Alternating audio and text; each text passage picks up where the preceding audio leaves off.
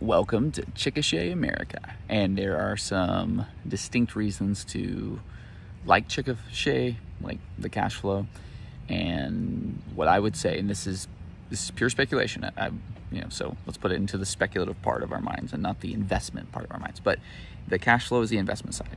Chickasha on the whole is right down a turnpike from the heart of Oklahoma City. And as Oklahoma City Metro experiences intense pressure upwards and to the right, it's putting housing out of reach for not just thousands, like tens of thousands, hundreds of thousands of people who would, ideally live in the city, but they just can't get the lots, they can't get the houses at the prices that they need. So they're looking to other markets. And what I'm gonna walk through here in a moment is a 9-unit mobile home park that would be a great cash flowing asset along the way. It would be a fantastic redevelopment play down the line. And if you have a hybrid mindset in terms of your investments and you like these speculative sprinkles on top of your ice cream, you're gonna love this. So let's take a look. So this is the 9-unit park, and we're gonna hop over there in just a moment. But first, let me show you this parcel. So this parcel of prime land has recently been for sale.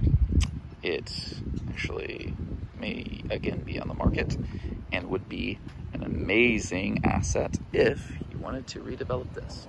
So let's jump over. Here's how the park breaks down. There are a number of mobile homes here in the front that are leased.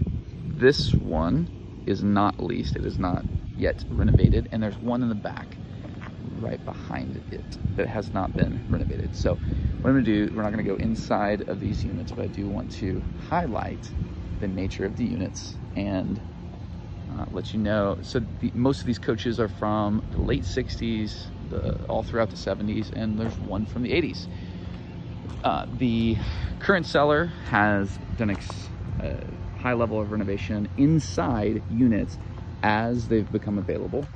And so the goal of that has been to stabilize the asset. So not to put money where it doesn't return, which is primarily on the exterior in their opinion, but to put it where it does return. So by selecting the right type of vendors, like we can take something like a packaged AC unit that most AC companies look at and say, well, you need to replace that, and that's going to be $8,000. But a skilled maintenance person can go through, and for $75 and $30 of labor, they can make it run for another year. And so finding ways to achieve efficiency has been key. So the space is, it's kind of an L-shaped lot, about 3/4 of an acre or 2/3 of an acre, with one sewer line, a unheated and cooled office building, and a storage shed. So the storage shed's kind of through there. We'll go there in a moment. So this area is between 8th and 9th Street in Chickasha, and it is located exceedingly well in the city. There's a large cemetery there, and then the main drag throughout Chickasha is about 4 streets that way. The other main drag is about 4 streets that way. So primarily located, perfect in the area.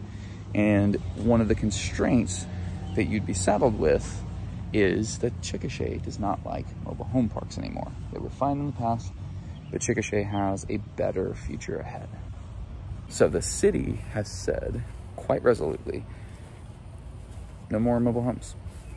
There are new mobile home construction projects, and those are fine. But if something happens to these and they're not, like if you needed to replace them, no, we're not gonna approve that. So the name of the game is to optimize what's here, make the most of it while you can, with a view of doing something powerful down the line. And you can get a lot of life out of these. But what happens when you can't? That's the speculative sprinkle on top. So the city's current mindset is, well, we need all housing.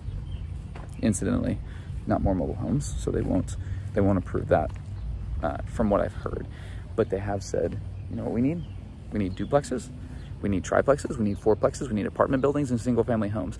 So if you want to build those, let us know what you need and we'll get you the zoning.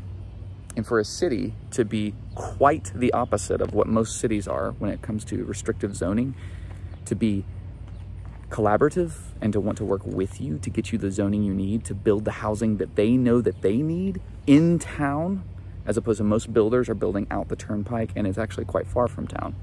And they're building on these dinky little lots.